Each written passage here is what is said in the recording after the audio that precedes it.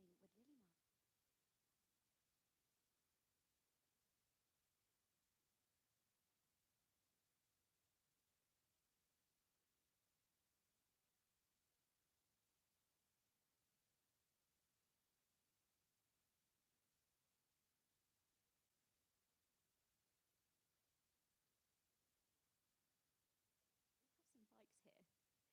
in the auditorium, well, not the auditorium, in the entrance of Bridge Classic Cars, because we thought we need to bring some bikes along to this evening where bikers are so heavily going to be featuring. So we've got a lovely Yamaha, and we thought, why not a push bike as well with our chopper, which is pretty special. It has been a great turnout so far. It's absolutely chock-a-block there in the Classic Lounge, which you will see in just a second. So yes, the video's playing at the moment, but in a minute we're going to be going in. We're going to put you guys on a tripod right in front of the action so you can see everything that's going along. Now, if you are watching along, please do comment and let us know if there is any questions that you would like us to ask Lili on your behalf. So any questions, because we're going to have a kind of Q&A after a short break in the middle after she has been interviewed by Mark Murphy. So if there is any questions that you would like to ask Lili, then please do write them in the comments section. And thank you so much for joining us this evening. It's lovely to be here at Bridge Classic Cars when there is an evening with, it's a very, very different atmosphere, but it's a great place to be because we've got a lady whose husband absolutely loved bikes. So we've brought bikes along, but the whole room is still full with our classic cars, which is a treat. It's a very, very different kind of setting, different atmosphere to when we do our lives in the day, but still really, really lovely. Now, I'm going to be taking you through in just a second. If you are now just joining us, if you're just joining us, you are here for our evening with Lili Myers here at Bridge Classic Cars. And as I mentioned, if you have any questions, please do pop them in the comment section, and then we will be able to ask her them in the second part of the evening. So it's starting now where they're having a video, and then it's going to go on to an interview with her and Mark Murphy, talking about the book and the stories within the book. And then we're going to have a short 10-minute break. And then it's going to be the Q&A of the people in the room. And then hopefully she's going to walk around the room as well and chat to everybody. But yes, thank you so, so much for joining us this evening for a very, very special evening. And we're going to be going through in just a second. I will just have a look and see. Oh, it looks like it's just finished, so come on through. There you go, come on through, perfect.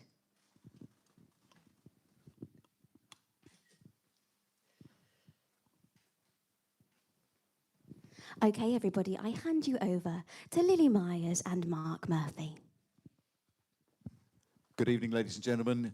Welcome to Bridge Classic Cars, and please welcome our special guest, Lili Myers. Good evening, everybody. Thank you so much for having me here. Thank you, thank you to Bridge Classic Cars for initiating this and for offering me this opportunity. And thank you for your interest in who was and still is David Myers. A wonderful, wonderful fella who I got to interview a few times and watched in action at Snake Maltings. The two of them were doing a filming at Snake Maltings many years ago. What we saw on television is what we saw in real life, wasn't it? Life and soul of the party. Well, you saw him dancing La Bamba. That was Dave Myers off the camera, actually. This was just a video that was filmed by one of our friends. Now, that last a little bit, the La Bamba. We were on a motorbike trip in Canada with a group of friends. What the video doesn't show, one of our friends was on a guitar, and Simon, he was kind of bongoing on a sick bucket that he found behind the bar. Yes, that was David Myers on and off the screen, larger than life, with a joy that he emanated. He was fantastic. to be around with, to live with, fantastic personality, fantastic cook as well. We'll hear how that made a big part in your relationship when you first came over to England. That was a crucial moment, his cooking, wasn't it? But we'll talk about that a little bit later on. Lily's put a book together, Dave and Me, Life with and Without My Hairy Biker. And it's a wonderful read. I have read it. I know lots of people here have bought the book this evening. And you wrote this very soon after his passing, didn't you? Why did you do that? What was the reasoning behind that? I started journaling shortly after I lost Dave. What prompted me to write the book was something that happened. I was walking my dog, and when I returned home, I found this medallion at the bottom of my stairs, and it said something like, I wish I met you sooner so I can love you longer. Now, where I live is very remote. There's no footpath. There's the area is all private, so no possibility of anybody dropping that from their pocket. And I just put that as a sign from Dave, and it shook me so hard that I needed, in that moment, I needed to do something. I needed to express my feelings. I needed to talk about him more. That's what I felt. So that day, I wrote a couple of chapters and I sent them to an agent, and I got the commission of the book end of November. So I lost Dave end of February, and in end of November, I had the commission for the book. Was I ready to write this? No, I wasn't. I realize now, reading it, that many things that I left out, or many things I wouldn't tell the same way, but it was raw and it was honest. And please, when you read the book, bear that in mind. It's an honest tale of who Dave Myers was and of our story. It's not a sad book. I didn't want it to be a sad book, although obviously I'm talking about loss, and I'm talking about illness. I'm talking about cancer, and I'm talking about how to navigate that horrible hospital time with steps on the corridors and white coats and medicine and drips and those horrible times. I talk about them, but I didn't want the book to be about that. I wanted the book to be about joy, the joy of life that Dave had, and projected on whatever he did in his life. And I want to continue that. I want that to last. That's why I wrote the book, and that's what I'm doing now, because I want people to remember Dave with joy. We do. We really do. Because he's on the telly still all the while, isn't he? The two of them. The hairy. Yes, you can't put a yeah. TV channel on and not see them on there. Yes. So putting a smile on our faces, and he's done that this evening. We watched a film this evening showing the highlights of his career that the BBC put together for you. You want us all to experience joy, and there is a lot of that in the book. But you also are not afraid to talk about death, something he didn't want to talk about. And at one point, I think he said, I haven't gone anywhere yet. So, you know, a lot of people want to prepare for the inevitable, but he really didn't, did he? I think in his head probably he did, but openly he didn't want to talk about it. And even the last day, when I felt that the last moments were near, and I was trying to talk to him and tell him that I loved him and hold his hand and all that. And he said, I'm not going anywhere. Very lucid, like, very, very quick. I'm not going anywhere. So, no, and he's never left. No, he's still here. And he'll be around for a very, very, very, very long time. Can I ask you, what was the first sign that something was up with him? When did he first realise that something was not right? It was shortly after COVID. Well, it started in COVID with, well, we both had it, and with, for him, it took longer to recover from it. But he was never well after, never well enough afterwards, and doing a series of tests in different parts, in different hospitals. Finally, we found the reason why, and that was in March 2022. It's a big shock, isn't it, when that happens? You know, because he'd been poorly for a while, as you say. But when you still hear that diagnosis, it's a big shock. How did he deal with that, with his persona that we've seen and heard about? Well, it's like somebody pulls the rug under your feet and you collapse completely, and you don't know how to get back up. And we had those moments together. It took us a while to process it and to understand. Oh no, we didn't understand. Just to try to, you know, imagine what the future was looking like for us. We didn't tell the kids for a while. We didn't tell anybody, actually. It was just a few days that we took for ourselves to try and digest it. He was scared of obviously, anybody who hears that word, that dreadful word, gets scared, and yeah, of course he was scared. Treatment, I know, was tough, but we saw him for that one last series, didn't we? Going West. That meant so much to him, didn't it? I was reading some, obviously the book, and some quotes as well. The hairy bikers go west, travelling down the UK's west coast. The first episode, he said to everybody, "This is a dream come true, to be back on my motorbike again, because I wasn't sure I'd ever get back in the saddle again. There was a time I couldn't balance, I couldn't walk, I didn't think I'd be getting on a bike again." He did, and he did that series, and that meant so much, I would imagine, to him. He had that passion and that drive to do it one more time, because when he started the treatment, and the treatment affected his nerve endings, and he had severe neuropathy in his feet and in his hands. He couldn't walk, and he had to learn to walk again. He had to learn to keep his balance again.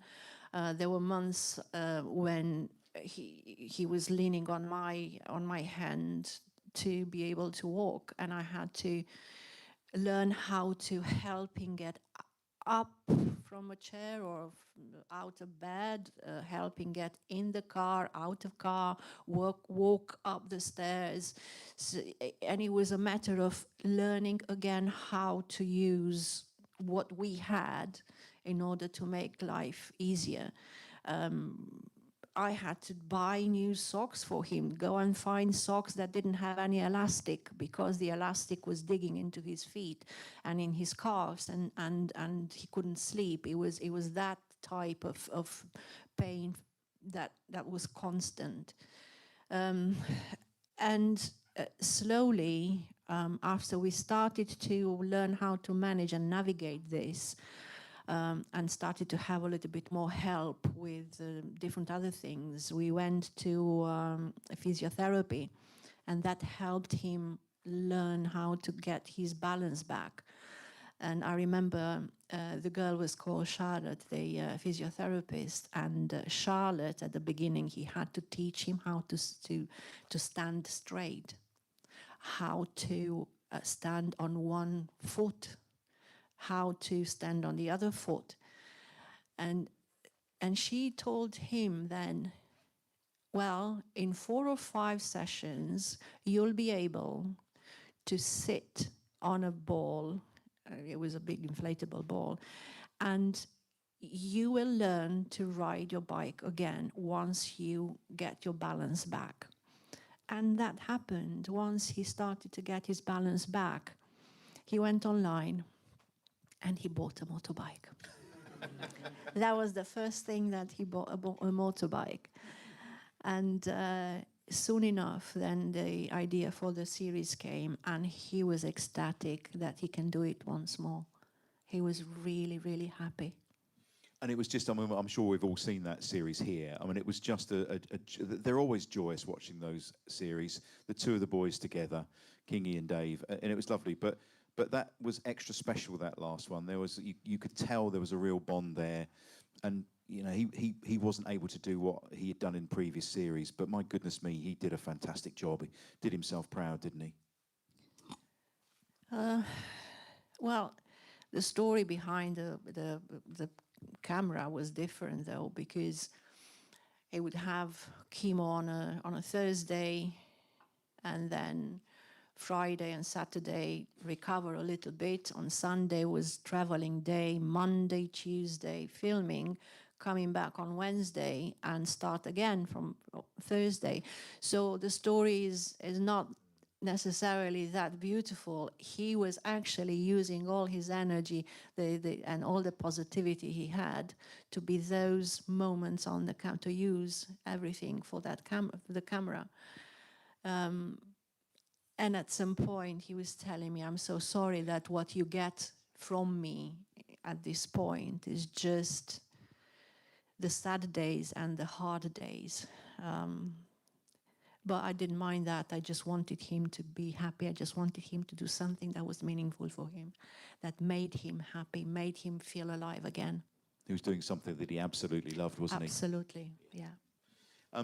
His passing obviously was, you know, devastating for you, the family, everybody that knew him, his millions of fans all over the place. But lots of lovely tributes, and I was reading through some today, and one of them is from Jimmy Butler, who's a local pig farmer here in Suffolk. He farms at Blytheborough, and he hosted the boys for one of the shows. They sampled his wife's cooking, and they went and saw the pigs. And they went and sat down in the mud, as they would do, just getting a feel of how things were. And he said at the time, what I particularly liked about them was whether they were on camera or off camera, there was absolutely no difference to them at all. The pair of them were just nice, friendly people with a terrific knowledge of cooking and the world. And they're just nice people to work with. Just a joy. And that kind of sums Dave up, doesn't it? He brought joy wherever he went. And he lived his life, didn't he, right to the full? That's what he taught everybody around him and told everybody around him. Well, do the best you can with what you have and enjoy it. He absolutely loved life, and he loved what he was doing. And whether he was traveling, whether he was cooking, whether he was biking, he always put the best, took the best out of it. You know, I make an analogy in the book, and it sums up very well, David. People are two types of people. Thermometers who tell the temperature in a room, and thermostats, the ones that are actually setting the temperature in the room. And I always said, well, Dave was the thermostat, because he was the one that was setting the pace in the room, and people were just congregating around him and listening to his stories and wanting more from him, because he was so giving. He was such a generous person. And so joyful with what he gave. Yeah, that was Dave. Yeah, it was all over, wasn't it? I just got to mention Dave Day, because the biker, I know we've got some bikers in here today. The biking community, oh my goodness me, did they really rise to the challenge, didn't they? Tell us about Dave Day. Tell us how this all happened, because you have thousands and thousands of people coming out on their motorbikes to celebrate what he did and his love of bikes. After he passed, there were a lot of messages from people that wanted to express their condolences, wanted to see how they could pay a tribute. And the idea came actually when we were celebrating Dave with friends and family the day he was buried, and and I had my friends around, and I just, my phone just pinged, and somebody just sent me a really, really beautiful message saying, oh, I'm a biker, I want to do something. I want to do something meaningful. And I just looked at my friends and I said, shall we? And they just said, tell us when. So it was decided then, the 8th of June was the date. And quickly there was a Facebook page set up. We had about 200 people that signed up, that ticked the box that they wanted to be part of it. Within a couple of weeks there were 2,000, and the day before the ride, we actually knew that there were 2,000 people signed up for it. So the police, because we had to notify the authorities and the police, the motorway agencies, everybody knew about 2,000 people. Oh well, 46,000 turned up. And it was 3.5 hours convoy on the motorways going from North London up to Cumbria, to Barrow-in-Furness. And it was something undescribable. Words cannot describe that. People across on the bridges across the motorway waving at us. It was something unbelievable. It was like unifying the South with the North. It was just something like that, quite magical. He would have loved that, wouldn't he? Oh my God, yes. Yeah. He would have loved that. We'll talk about how you got together in a moment or two, and I know we've got some great stories to share, but he actually had quite a tough upbringing, didn't he? And things didn't really go to plan for him in his early years. And he suffered from alopecia. He was bullied, wasn't he, as a young man? He was clearly trying to make a name for himself, because on one occasion in the book, you talk about how he tried to fly at a very young age. Yeah. He would have been about 6 or 7 years old, and he built himself an airplane out of cardboard, and he tried to fly from the wall at the back of the garden, and he broke his thumbs. Obviously, he couldn't fly. But yeah, so coming home from the hospital with his thumbs in plaster, he was saying, "Dad, I think I want to build a boat now." So his dad had to hide all the tools because the boy was going to build a boat. He was also a bit of an artist as well. There's a story you tell in the book there about some red paint. Just recount that for us. Oh yeah, he dropped some paint dropped. I think he had a little devil on his shoulder all the time, even as a child. There were stories about what he did to annoy his parents, or, he thought he was brilliant, but actually, his parents, I think, were terrified. Yeah, so one time he thought that he would do his mom a surprise, and he painted the carpet in red. And yeah, that didn't go down very well, because the family budget was not very substantial, and I think that no, it didn't go down very well. No, I suspect possibly not.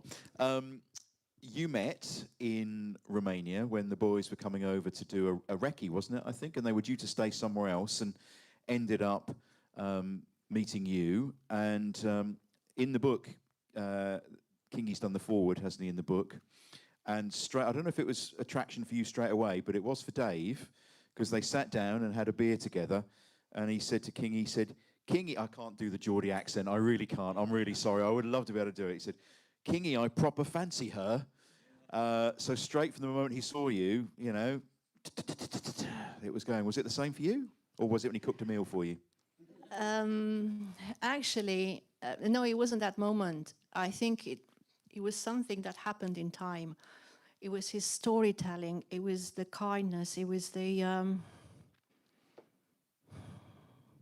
Because we met when they were filming in Romania, and the fixer that they had, they knew that person didn't know much about the area that they wanted to film in, and so I helped them. I was the fixer for 3 days, helped them with interpreting, with location, with connections with people, and we kept in touch afterwards.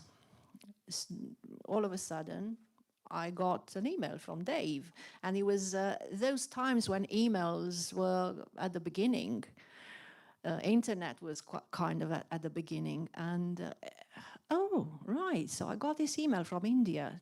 So they were, after Romania, they filmed in different other parts of the world, and then he would send me these beautiful descriptions of the places that he was visiting, the people that he met, the food, the colors of the place, the smells, the culture. So it was for me, it was magical, because I started seeing the world through his eyes. And it was that captured me. It was the kindness, the beauty behind the words. And yes, there were more or less love letters. That's how I can describe them, because they got us together. We decided to give it a go after a couple of years of corresponding and emails and phone calls, and we met a couple of times in odd weekends. And after a couple of years, we wanted to give it a go. And when you first got into London, he offered to cook you a meal. And you say in the book that was something that was very special. Although I think he was quite messy in the kitchen, wasn't he? Oh my God, yes, he was. But the very first thing that he ever cooked for me was a sandwich. Now, it was a very special sandwich. I remember it for the rest of my life. Don't ask me what was inside, because I was mesmerized. No man had ever cooked for me where I come from. And I grew up with communism. I grew up in very regimented community, and kitchen is not for men back there. It's for women. And I was really, really besotted that a man was cooking for me. It didn't matter what it was. Somebody, a man, asked me, what would you like me to cook for you? And that was special. Really, really, really special. And the pots and pans everywhere you talk about in the book, and particularly when the two boys got together, it was well, you'd say carnage, I think is the word you actually use in the book, isn't it? It was carnage, yeah. What they used to do, they used to write down like a brainstorm of ideas for the following book, and then get together in our kitchen to try their ideas. And usually there were 15, 20 different courses of food and types of food that were on the table, but don't ask me, because I had to clean after them. It was delicious and wonderful, and an experience to hear them laugh, and the jokes and the interaction in the kitchen, and watching them. They were finishing each other's sentences, and Kingy, what do you think about this? Oh, Dave, what's that? Dave, what's that? So it was one of those very, very mesmerizing experience to watch them. But the cleaning afterwards was disastrous. Yeah, there was food on the ceiling, on the walls, on the floor, everywhere. Fantastic. That's when you should have had a camera on them, really, shouldn't you, at that particular moment, I think. We talk about your relationship with Dave. You talk about it a lot in the book, and the sandwich. But there were things, and the emails, and it's the love that comes through, and so much so that your favourite band, you talk about it in here, was the Scorpions. And I'm not sure if he'd heard of the Scorpions or not, but tell us a bit about the Scorpions and what he did so that he could then love the same music as you. He really went to town. Did he bought every Scorpions album there is to learn their music? Yeah, well, Eastern Europe and the fall of the communist veil, yeah, in 1989. And if you remember the Wind of Change, that was very famous, that the Scorpions made it famous. In my group of friends, when this happened, we very much loved this band, and we used to listen to whatever we could grab on them. And when I got together with Dave and he asked me, what's your favorite band? I said, well, Scorpions. So what he did, he bought every album and every CD available wherever he could put his hands on them. And he listened to them. And when I came to visit, we listened together. And then once we moved in together, we made the odd weekends following them around the world. So we saw the Scorpions all over Europe. We saw them in America. We saw them even, well, we met them personally at some point. It was in Nîmes, France. They had a concert in the Roman amphitheater. And at that point, Dave was, the boys were doing a rock show, yeah, on Planet Rock, the radio station. And they had, one of the guests on the show was Rudi Schenker's sister. So Rudi Schenker is the guitarist of the Scorpions. And she told him, oh, do you know that they are performing in Nîmes? Good, excellent. We bought tickets and we went to see them in Nîmes. And we met them, actually. It just happened that we stayed at the same hotel.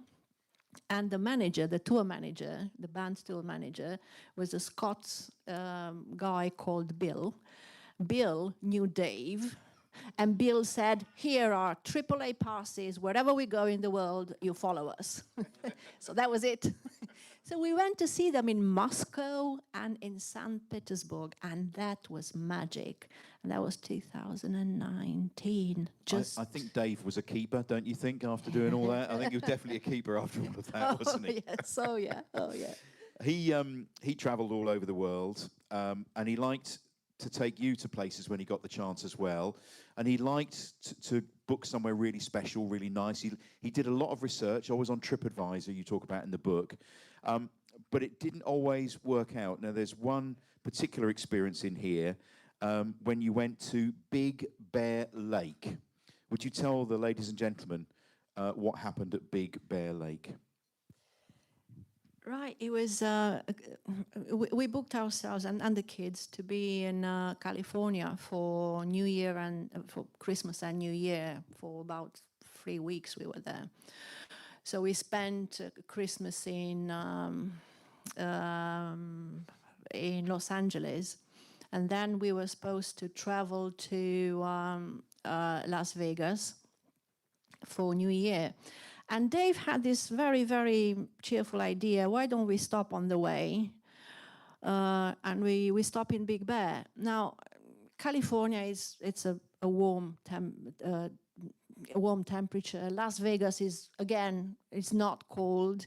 So we only took very, very summery clothes with us. We got to Big Bear, and that is a ski resort. All of us, we ended there in shorts. So we knew nothing about it. We didn't do our research, and it was quite funny. So we had to go and buy some jackets and winter attires. But Dave, being Dave, he booked us in a hotel, because that's why he didn't do any research, because he was besotted with the hotel that he found online. There were these rooms like caves and enchanted castles, and it was like that. When we got there, it was a different world. So Dave and my room and Dave's, it was like a turret. It was like a castle with a turret. The bedroom was in the turret, and there was a ladder that went up.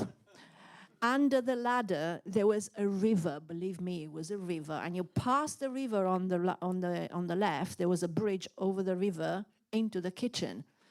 I kid you not. There was our enchanted castle room. And we had to have robes like king and queen. Now, the kids, one had a cave with crystals, and the other one, oh, what was the other one? The jungle room with animals. So, yes, Dave was like a child, and he was so happy. Look what I found. Look, we're staying there for a couple of nights. Look, it's fantastic. But he didn't research the weather. And it just happened that when we stayed there, it was my birthday. And he said, he went on TripAdvisor to find the best place, the best restaurant to take me for my birthday. The first one on the list on TripAdvisor was not available, was closed. So we went to the second one. And we got in, opened the door, and this very, very flamboyant Italian guy greets us. Oh, come in, buonasera, come in. We went in. We were asked for menus, and we were told, oh, we just feed you here. There's no menus. And Dave said, excuse me, it's my wife's birthday, so can we have a bottle of champagne to celebrate? And the guy said, I've got something better than champagne. And he brought us a bottle of Lambrusco. So that was Dave. So he had ups and downs with his research on internet and with the TripAdvisor. Yeah. Yeah, the food was interesting as well, wasn't it? Oh, do you want me to tell you about it? The first course was, no, we didn't get any menus. They wouldn't give us menus. And my daughter's vegetarian, so we had to tell them, oh, look, we got a vegetarian with us. We'll take care of that, don't you worry. So the first course was a pineapple. The flesh was taken out, dice, put back on, and then on top, ketchup. So that was the first course. We looked at each other and didn't know what to make about it. We looked at each other. Is this for real? So, and usually, if the food is not very good, we just get out and leave. But this time, we were so curious. What's next? So the next course was half a chicken chopped, boiled, cold, yeah, and chopped, all chopped. Spaghetti, cold spaghetti, probably boiled a couple of days before. And again, ketchup. And for my daughter, the leftovers from the pineapple, because she's vegetarian. And again, we couldn't believe it. And we looked at each other and laughed. And should we complain? But it was too funny to complain. And when they came to ask us, oh, how was it? Do you want some dessert? No. So we just paid and left. It was really funny. Yeah, one of those magic moments, wasn't it? One of those magic moments. There was also a story in the book. I don't want to give too much away because I want you to buy the book. But you talk about the time that Dave met Antonio Banderas. That was in Romania, wasn't it? Yeah, that was his very first adventure in Romania. So they were staying at the hotel that I was managing, and Dave wanted cash. So I showed him how to get to the part of the town where he could find a cash machine. And whilst he was doing that, there was this guy that came over, and he had a couple of cabbages in his plastic bag, clear plastic bag with cabbages. And he kind of sussed that Dave was foreigner. You couldn't, well, he was different than anybody else. And it just happened that that man was the joker of the town. I don't know how Dave attracted these people towards him, but he did. And he looked at Dave and he said, "Hello, I'm Antonio Banderas, who are you?" And Dave said he was kind of, shocked a little bit, but Dave had this quality of being very quick, very. And he just looked at him and said, I'm Phil Collins. And the guy, I think he was shocked as well for having such a quick response. And he just said, you, Phil Collins. And he started to hit Dave with his cabbages. And Dave, you, Antonio Banderas. So it just became one of those, I wish I was there. I so wish I was there to see the whole scene. But apparently people gathered around and it was quite a spectacle. You loved going on cruises? Yeah, yeah, love cruises. And you like doing a bit for charity. There was one charity auction that didn't turn out to be quite what you thought it was going to be. Is that right? Which one of them? This is the one where you had to get on the little boat to go to. Right. So we were invited at all sorts of things, and they've always said we have to make an effort, and we were always contributing in whatever possible way we could. This time there was this auction, this thing that came up for auction, and it was a holiday in the Caribbeans, and that was it. That was the description. And we'd had at that point a couple of glasses of champagne, and he would just nudged me. This is what he usually did. Yeah, he didn't raise his hand, but he wanted me to raise my hand. Yeah, go on, Lil, go on.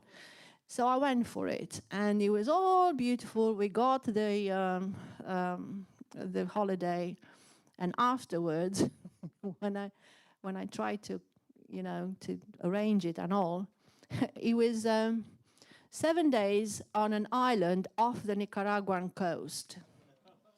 Now, at that point, Nicaragua was really an unstable territory.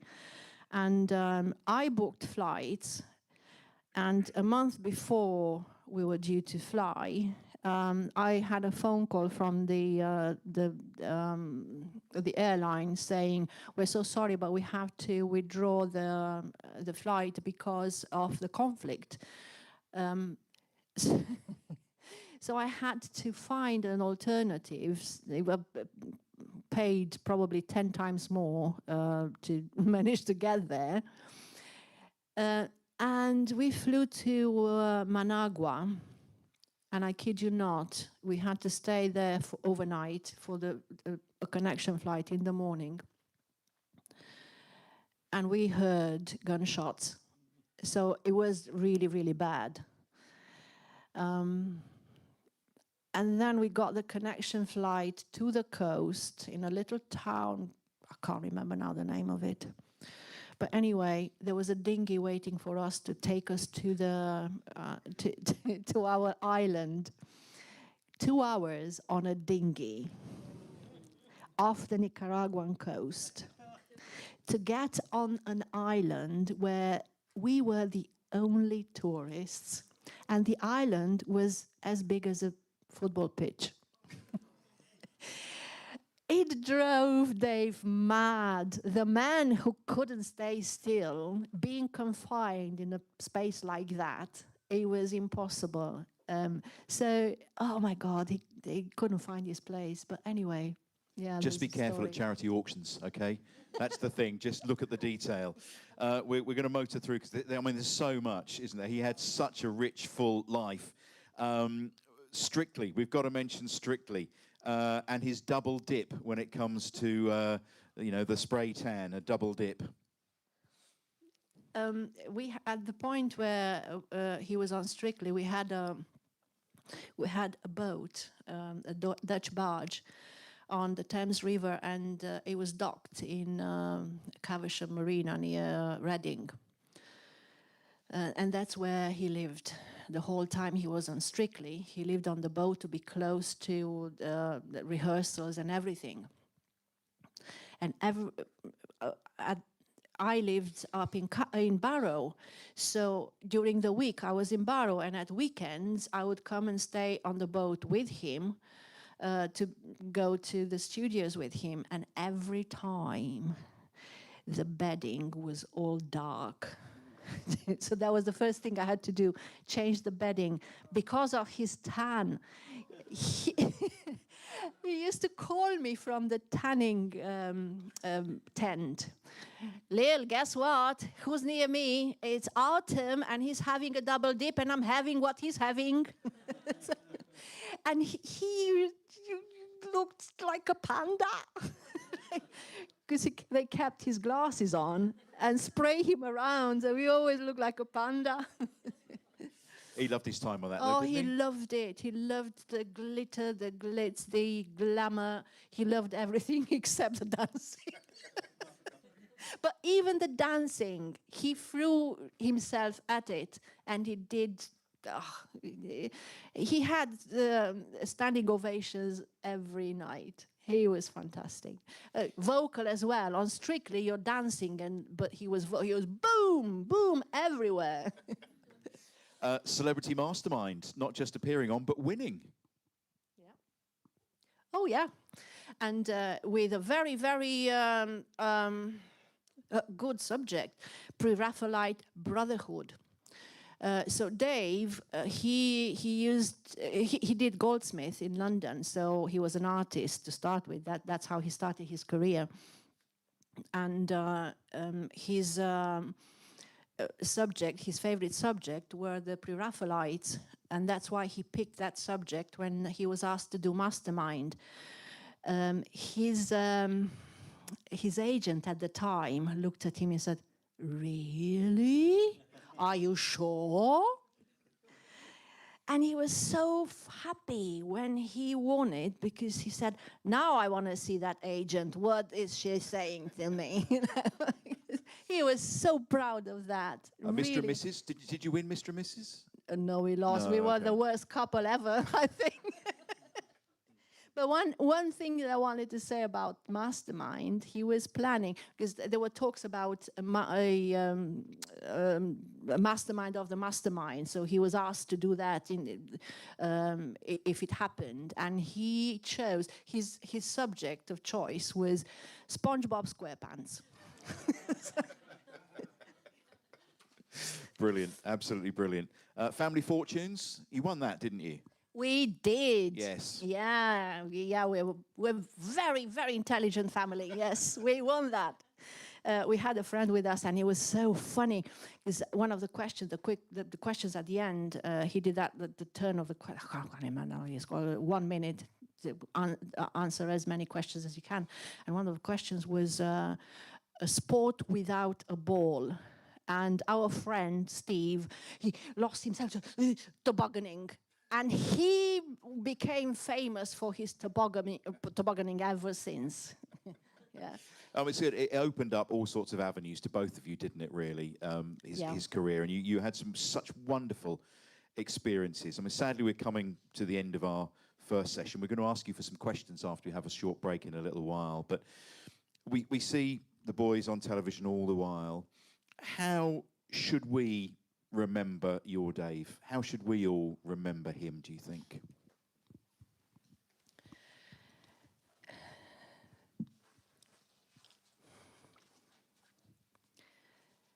The jolly, extravagant, larger than life,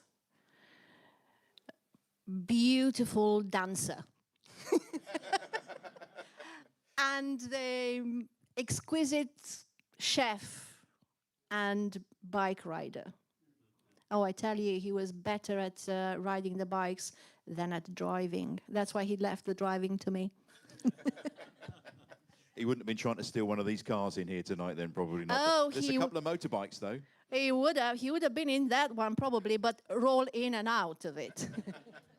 Well, Lili, it's been a fantastic chance to chat to you. The book's called Dave and Me, Life With and Without My Hairy Biker. It's available now. We've got some copies here. You can get it on Amazon, all sorts of different places. It is a lovely, lovely read. It makes me smile, it makes me laugh, and I shed a little tear or two in there as well, because it was very poignant at the time that you wrote it. But Lili, thank you for writing it. Thank you for sharing your Dave with us, not just here tonight, but with the millions and millions of people around the world that loved watching him on telly. So thank you for sharing him with all of us. And for now, ladies and gentlemen, give Lili Myers a big round of applause.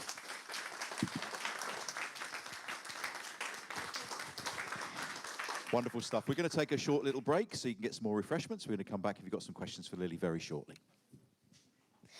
If you do have any questions, we do have some cards on the bar and some pens for you to write your questions down, and then we'll give them to Mark. If we could give Mark Murphy a round of applause as well, please, everybody.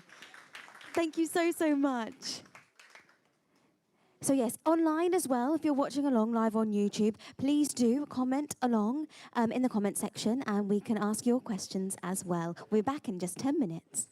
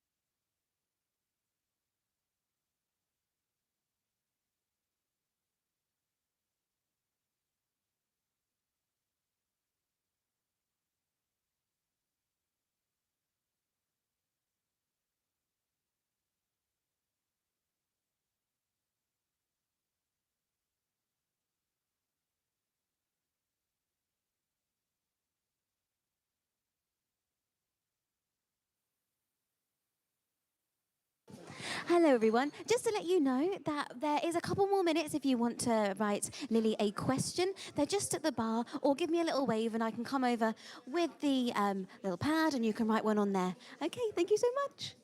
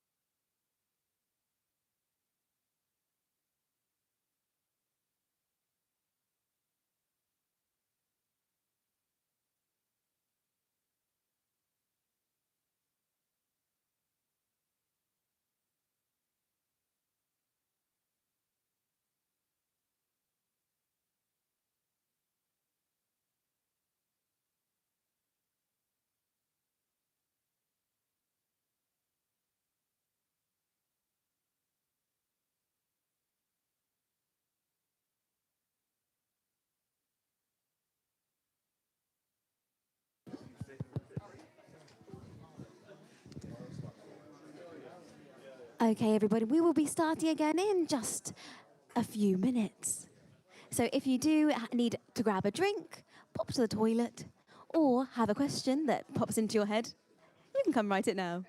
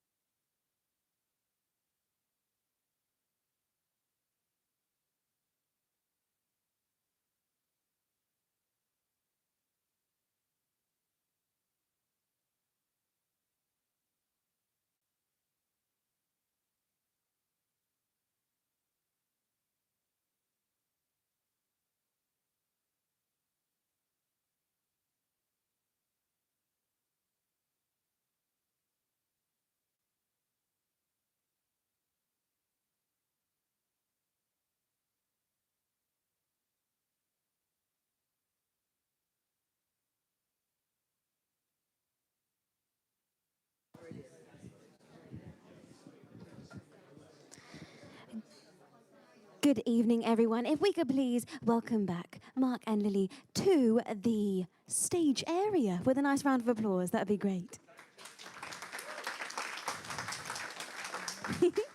Thank you very much, everybody. Thank you, thank you, thank you.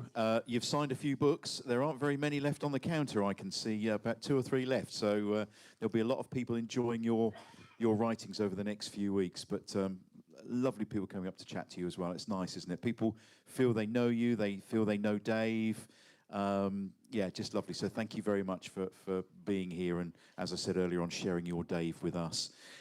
Lots of questions, okay? We're going to rattle through these. We've got some that are coming on YouTube as well. And hopefully a straightforward one to start with. Keith would like to know when the next Dave Day will be. That's a good question. We are working towards that now. If if the police is allowing us to play again. Yeah, no, we're talking about a third one. It's probably going to be the last, and just let things settle. But there is momentum. People are asking for it, and we're doing the best to do things in a safe way. That's all I'm going to say. There's a lot of work that goes on. Oh my God, isn't there? yeah. Yeah. Yeah. But hopefully, fingers crossed. Fingers crossed, yes. Fingers crossed. There is appetite and people are willing to help. It's how we make it legal and as safe as possible. Okie dokie. Watch this space then. Watch this space. Yeah. Sue asks, do you still catch up with Cy Kingy? Yes, we're in touch. We actually met, it was last month. A friend of ours got married, so we had an evening together at the wedding. It's his birthday next week, so wish him happy birthday. Yeah, he's obviously a public figure, so probably for him it was a little bit harder than it was for me. These past couple of years have been harder for him. And he is trying to move forward and build a career for himself. He needs to do that. The public wants that. So I'm wishing him all the best. Another one here from Mal on YouTube. Dave and Cy's relationship came through brilliantly on television. And it did. And it did in real life, because you talk in the book here, they would take themselves off, wouldn't they? And, have boys' trips away. Yeah, they were friends in real life, real friends in life. I don't think you could fake that, could you, watching them on television? You can see that. They knew each other's tastes. They knew what they liked, what they disliked. They completed each other's sentences. They knew what they were good at. They bounced off each other on the stage, on the screen, off the screen. They both had the same sense of humor, the same naughty things that they talked about, and the friendship was real. And yes, they took off many times doing boy stuff off the camera. One time they got really, really sloshed somewhere in Norway. They went to this restaurant. One of the chefs that they worked with was Nicolas Ekstad. And all of a sudden, one weekend, they just had this idea to just fly over and have a weekend together. So they ended up, they don't remember how, in Nicolas' restaurant, and they don't remember getting back home either. So there must have been a really, really good weekend. I mean, they were closer than brothers, weren't they? Oh, yeah. Do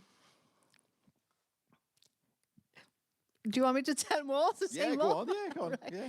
Well, you saw them naked on the screen so many times. They had absolutely no shame. No, I know, we're all scarred from it, I think, yeah. Yeah, I know. I still have at home those knitted trunks that somebody gave Dave when they were skinny dipping somewhere in Finland, I think. And it really, I don't know if you ever saw that episode. So they're knitted trunks with a knitted thing on them as well, like a sock. Yeah, made me laugh. But yeah, the boy. And you've still got those, haven't you? I still got those, yes. So they shared a lot of moments like that, yes. Not in a Broadband Mountain type of way. Both of them wanted to make the public aware. No, it wasn't in that way. I mean, they weren't afraid to do things like, as you say, No. jumping into the water, No. beating themselves with leaves, covering themselves in mud, whatever it was. They threw themselves into it, didn't they? Yeah, they absolutely loved it. You could say at some point Dave was exhibitionist. No, not exactly that, but he was a performer. And it didn't matter that he had to take his clothes off or put ridiculous clothes on. Many times he was dressed in really ridiculous outfits. I had to make a red sequin dress with boa feathers on it for him for a stage show. Not many wives have to do that, you know. and buy him Dorothy shoes, those glittery red high heels. I scoured the country up and down to find the shoes for him. Yeah, he was one of those. And yeah, don't forget that in those travels, in all these years, 20 odd years of travels together, they went through a lot of things, and they had to share good and bad. They had to share good accommodation and bad accommodation. And the worst one that I heard from them was going into a hotel and wanted to go in the bathroom. They pulled the curtain, the shower curtain, and there was a big turd right there. The shower curtain fell as well. So they had to share moments like those. Yeah, there's stories to tell there, yeah. Dave, Mel also wants to go on to ask, how did the two of them get together? They were both crew, actually. Before being in front of the camera, both of them were behind the camera on filming sets. Simon was the location manager, and David, he was a makeup artist. He had been makeup artist for 23 years before becoming a hairy biker. And most of those years, he was bald. Yeah, he suffered with alopecia ever since he was 8 years old. And he had on and off alopecia up until he was 40. So, yeah, that's when they met. That's how they met on filming set. And one evening, both of them were fed up of doing the jobs that they were doing, very long days, and the money was getting tighter and tighter. And they were having a curry once in a pub with a pint of beer in front of them, and having this very crazy idea of doing something on their own. And somebody listened to them somehow and gave them 1,200 quid to produce a little film. At that time, Dave used to have a microlight, and he lived on a small island off Barrow-in-Furness. And they had this very, very interesting idea. Dave would come with a microlight and land on the sand. And Simon would find cockles and cook for Dave. So that was their idea for the little film. Except Simon kept digging, and Dave, flying in, he couldn't find a straight place to land. So he had to fly a few times round and round until he could land. And then the idea was they ate the cockles, and then both of them on the microlight flying into the sun. But both of them at that point were 18.5 stone. So the microlight didn't take off. So that's how they got together. Well, there was magic there, clearly, wasn't there? Magic to start There was with. magic, yeah. You mentioned that he was a makeup artist, and Darren's given us a question here. Is it true that Dave was once a makeup artist? And if so, how do you explain the spray tan story? I can't explain it, I'm sorry. I don't know. He absolutely loved it. That's all I can say. And also, although he was a makeup artist, he never did makeup on me. He said, "No, you're too bitchy. No."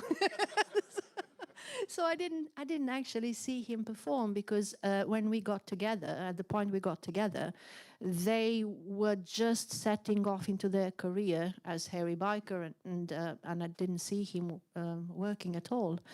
I inherited a lot of his makeup stuff at home, but I never saw him at work.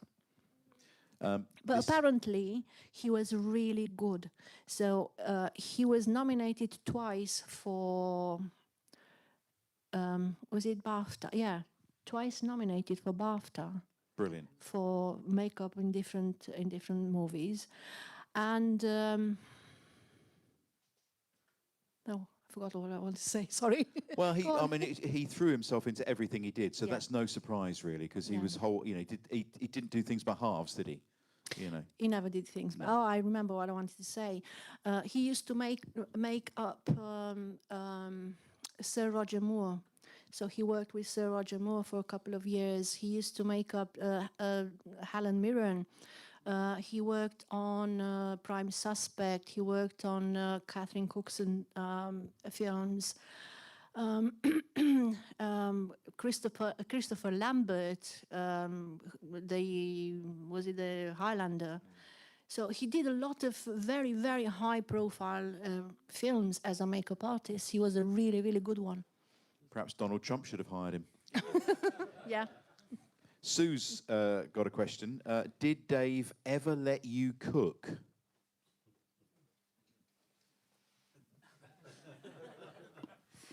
Well, after we got together and I wanted to prove myself, yes, because as I said, in my country, women were doing the cooking. So I wanted to show him that I was good at cooking, and yeah, I could do good meals. I only tried twice with him because he was always interfering. Oh, can I just suggest this? Can you just a pinch of that? A little bit of pepper here. No, you need some coriander. And I got so fed up and I said, well, you know something? You cook, I clean.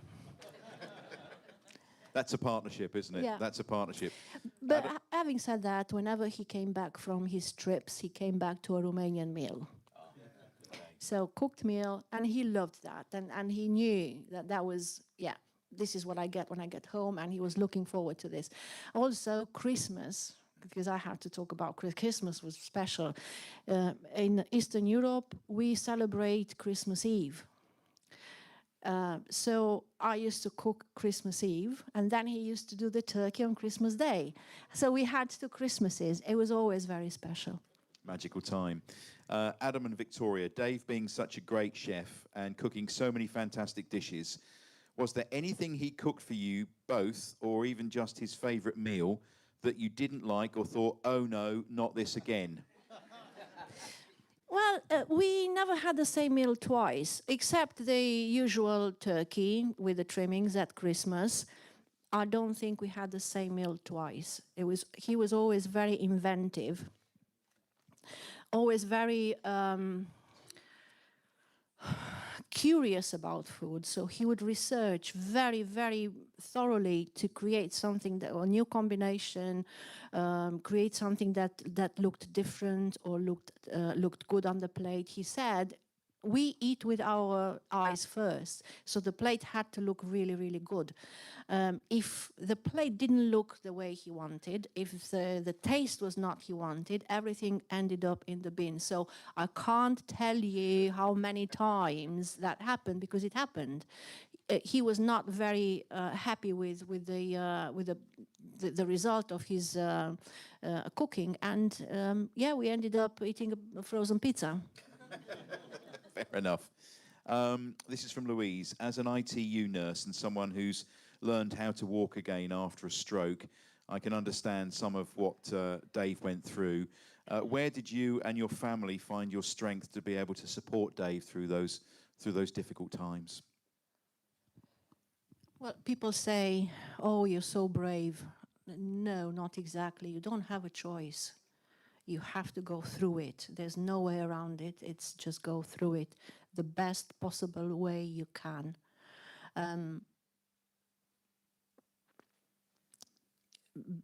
Before getting ill, Dave was the one who was like, you know, the engine of the family, and he was the one who was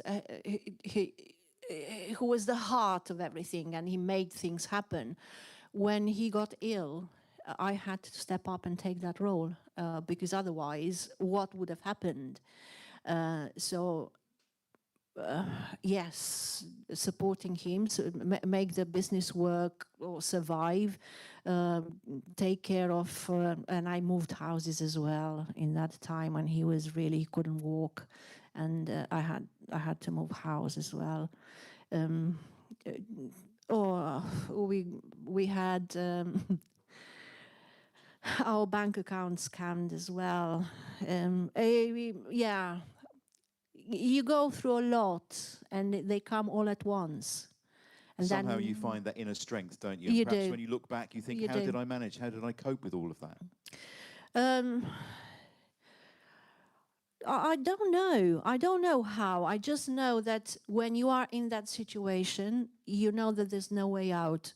It's either you crumble completely or you go through it and you find the strength to go through it.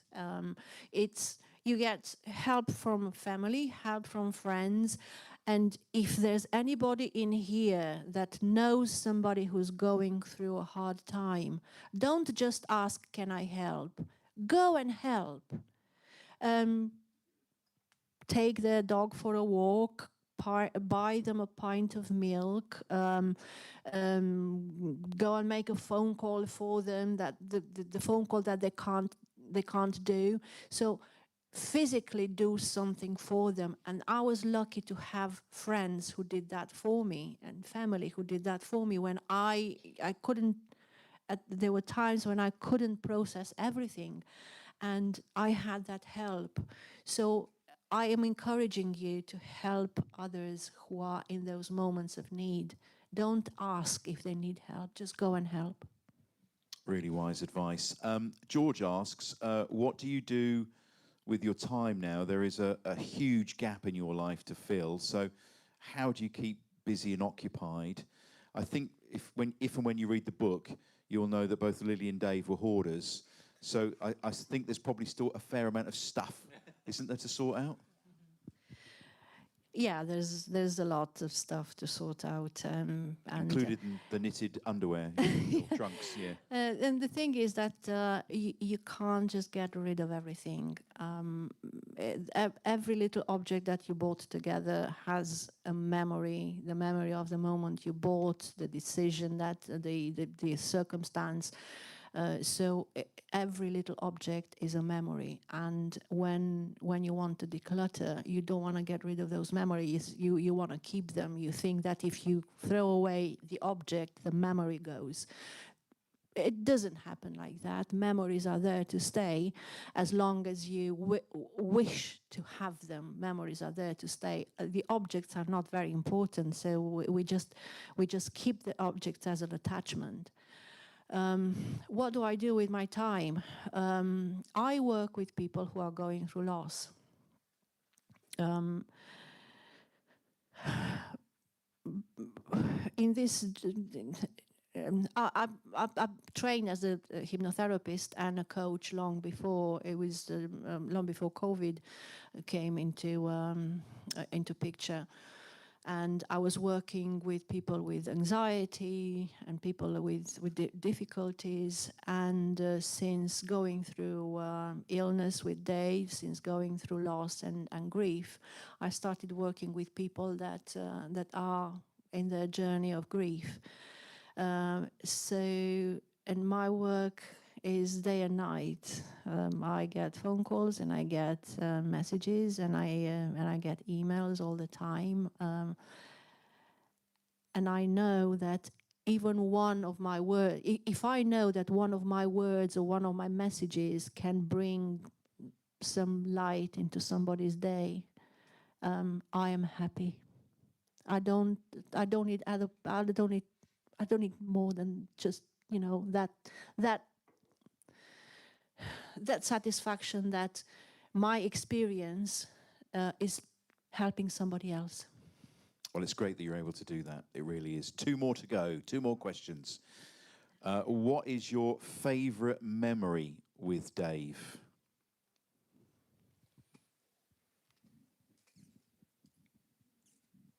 Oh my God. All our life was magic.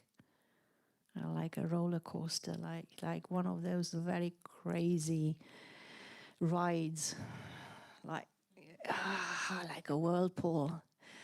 I can't pick one memory because everything was so beautiful. And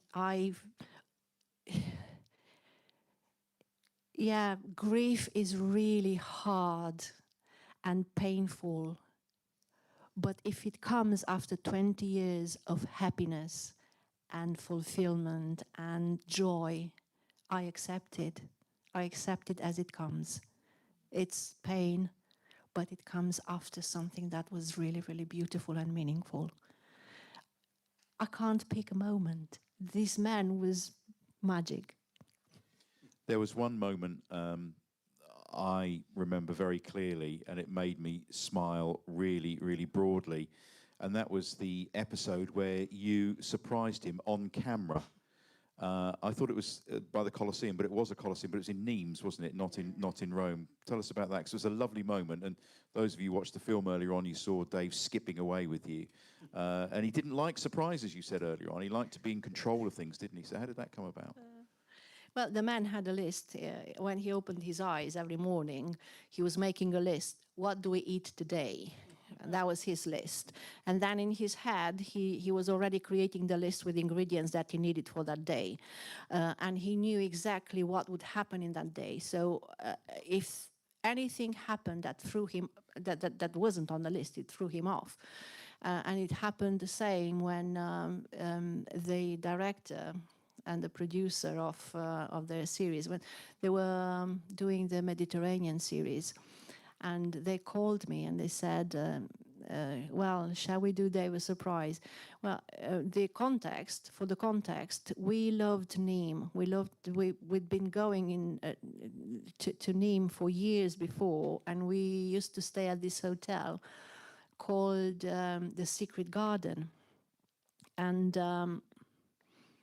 everybody knew, because Dave was raving about that little hotel. It was a villa with a swimming pool and olive trees and a enclosed garden, and he absolutely loved just being there doing nothing, although for him doing nothing was impossible. And he was telling everybody about that hotel. So when they filmed in Nîmes, the director had this idea, well, if Dave loves Nîmes, if Dave and Lil used to come here, why not surprise him? Oh, it didn't go down very well.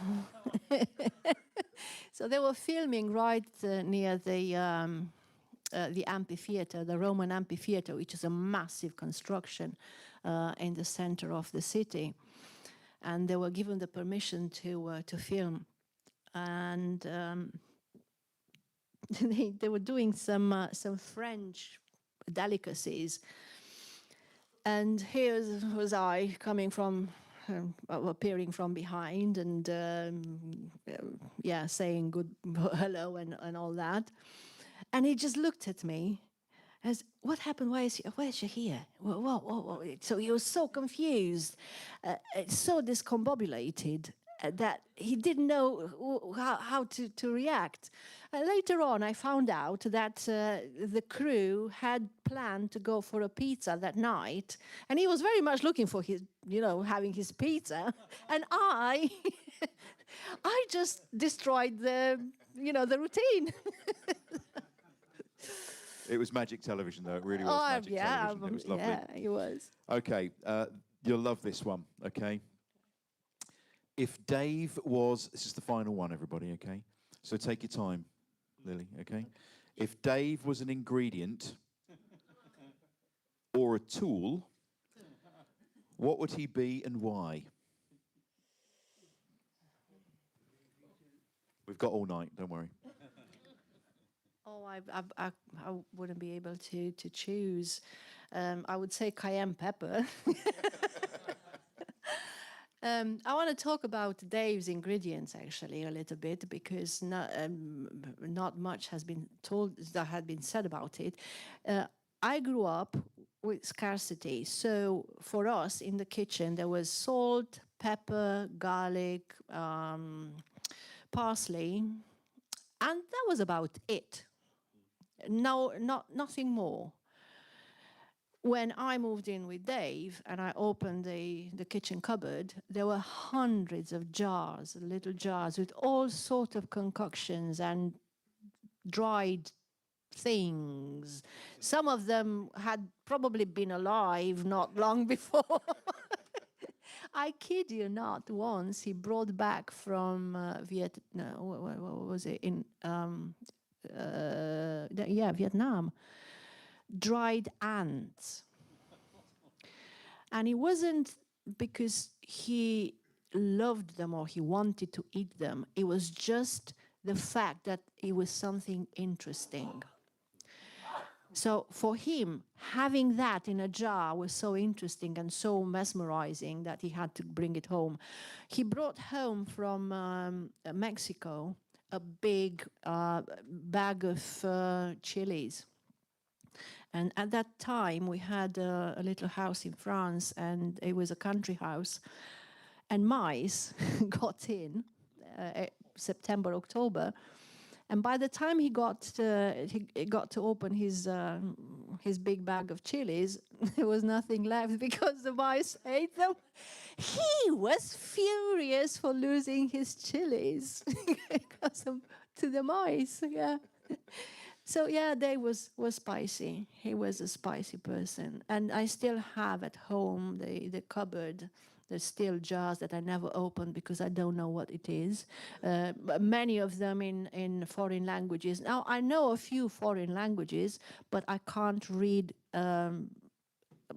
different alphabets. So I don't know Chinese or Thai or, I can't read. I don't know what's in there.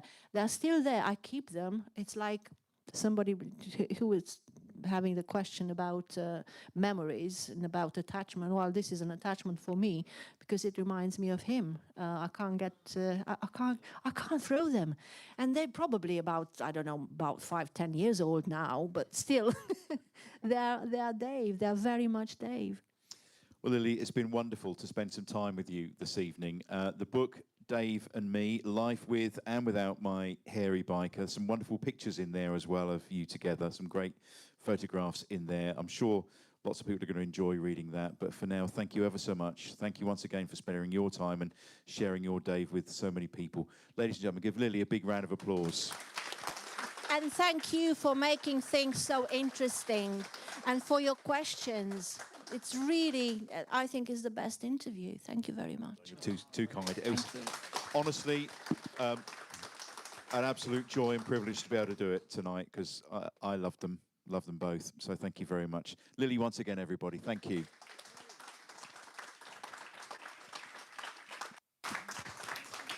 Thank you so much to everyone for coming this evening. The bar will be open for another half an hour or so if you would like a drink. Thank you so much. From me and the Bridge Classics Cars team, we just want to say another massive thank you to Lili. Thank you so much, Lili. Can we give her a round of applause?